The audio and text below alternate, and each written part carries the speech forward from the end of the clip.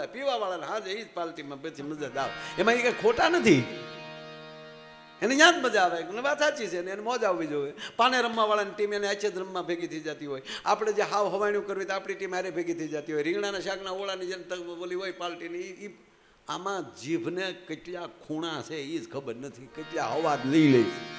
અને અમે તો ગુંદીને ગાંઠિયાવાળા છે બા, બીજા હવાજ ભાડ્યા જ નથી અહીંયા છે. કહેવાનો મતલબ એ છે કે જ્યાં જેને જેને જ્યાં જ્યાં મજા આવશે. કોઈને કોયલનો અવાજ ગમે, કોઈને પોપટનો અવાજ ગમે, કોઈને મોરનો અવાજ. અમુક હાવ ગુડ જ છે. હા ઘૂ ઘૂ ઘૂ તા અરે વાહ વાહ વાહ. એક જગ્યાએ મોરલો બોલ્યો, મોરલે ટહુકો કર્યો ને તો કોયલ જોઈ ગઈ. કોયલ સાંભળી ગઈ, જોઈ શું ગઈ, સાંભળી ગઈ. ઓહો, મારો ટહુકો ને સામે ટહુકો મિચ થાય છે, મેચિંગ કરે કર્યું થાય છે. હમણાં નરેશભાઈને મેચિંગ થઈ ગયું છે હમણાં.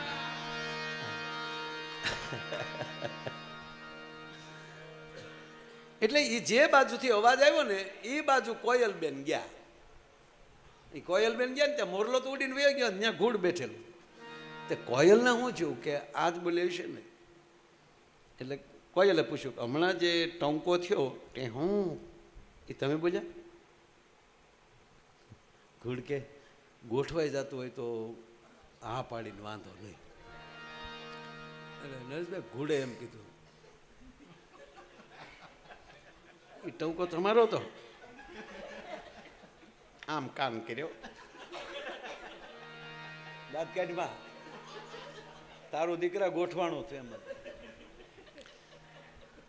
પછી બાપુ કર્યું શું કે તો પણ અત્યારે તો ટંકો કરો. એટલે ઘૂડો ભાઈ ઈશારા જ કરે છે, બોલતો નથી.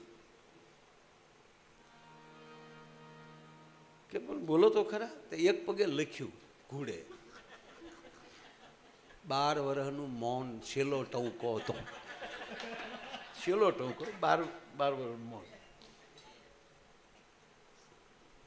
કોયલ નથી બોલે ને 12 વર્ષે બોલશે, પણ ટંકો તો સારો જ હતો. પરણી લેવાય, લગ્ન થઈ ગયા, 4-5 છોકરા છે.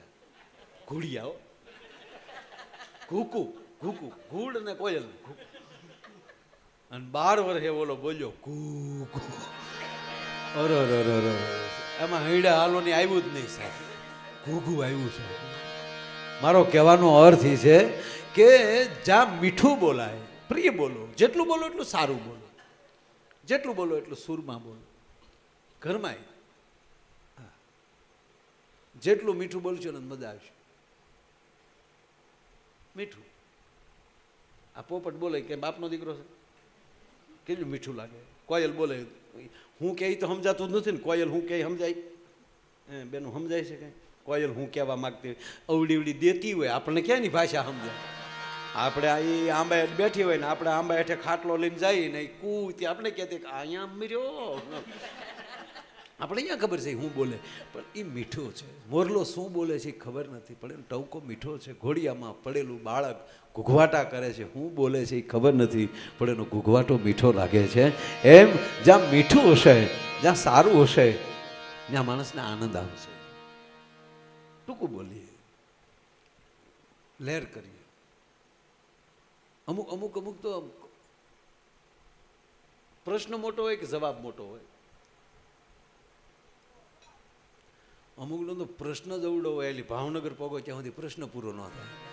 અને પછી આપણે પૂછવું પડે કે તે શરૂ ક્યાંથી કર્યું હતું, એ તો કે એ પ્રશ્ન તો કે તારો જવાબ 2 જ શબ્દનો હોવો જોઈએ. અઘરું થાય ને માણાને. અને આપણે માણસ જ છે, એ વાત ફાઇનલ છે. ઉપરથી જ ભગવાન આપણે મોકલ્યા તમે જાઓ માણા. પછી અમુકને ભગવાન ભૂલી ગયો છે, મોકલ્યો કે નથી મોકલ્યો.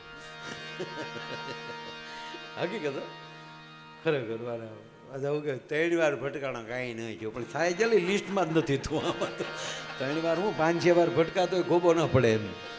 હું કામ લિસ્ટમાં જ નથી ને. હા, ત્યાં હજી સુધી આધાર કાર્ડ જોઈન્ટ નથી કર્યું. હા, એક ભાઈ મને આવ્યા, મને કે માયાભાઈ કાલે મને કે જમવા આવશો. કામ મને કે મારા બાપાને હરાદમાં ભેળવી છે. મેં તારા બાપા જીવતા હતા કુટુંબમાં નહોતા ભેળે, હરાદમાં એના ભળાવે. અમુક માણામાં નથી ભેળ્યા સાહેબ. પછી તો આપણે એક શ્રાદ્ધથી એને ભેળવવા પડતા હોય છે. અને આપણા બધા શાસ્ત્રો એવા છે. અમુક માણા દાડા ન ખાય, ખબર ને? અને અમુક માણા કોઈનો દાડો મૂકે નહીં. આખી નાતના બુઢિયાઓનું લિસ્ટ એની પાસે હોય. પાછા ફોન કરીને પૂછે તમારે ઓલા ભાભા ગામમાં છે એને તબિયત કેમ છે? કે એ હજી શીફડા ખાય. મારે અરે ભાઈ રે કરી તારે તો માંદો પડે તો જ મેળ આવે ને એમ. ના, ઈશ્વર જે રાખે છે કે પૃથ્વી પવન ને પાણી એણે આપ્યા ઉલટાણી. પૃથ્વી પવન ને પાણી એમાં વાળતો એવો વર્ષો મારો બાપો ફૂટ ઉપર ઉર્યો. કેવા કેવા ગામડા બધા એ શહેર બધા બાપુ એ અંદર હોળીઓ આવે. અમારી માવુના વેણ હાસા પીડ્યા. પેલા ગીત ગાઈતું ડોહ્યું આ બાઈ ખસો ખસો વેવાણ આગબોટ આવે. દરિયાનું વાણ કોઈ દી બજારમાં હાલે? હાલતા કરાવ્યા કે નહીં આપણે? બોલો ગાય ગાય ને કરાવ્યા એટલે વેણ હારા કાઢો. આ જો હવે અત્યારે કે વડોદરામાં કેટલી હોળીઓ હાલ્યું અને પછી જેટલી હોળીઓ એટલી મઘીર્યું. વડોદરામાં બહુ શું કામ પાણીના કેળા હતા અહીંયા આપણે ખોરડા કરી નાખ્યા. એને પછી ક્યાંક હાલવું કે નહીં? કેટલી વસ્તી વધતી જાય વધતી જાય. પૃથ્વી ઘટતી જાય ઘટતી જાય. ગજબ છે. એટલે વસ્તી ગણતરી વાળા આવ્યા ને પૂછ્યું કેટલા છોકરા હતા? કે 7 છોકરા ને ત્યાં 6 બેનું. કે 13 જણા.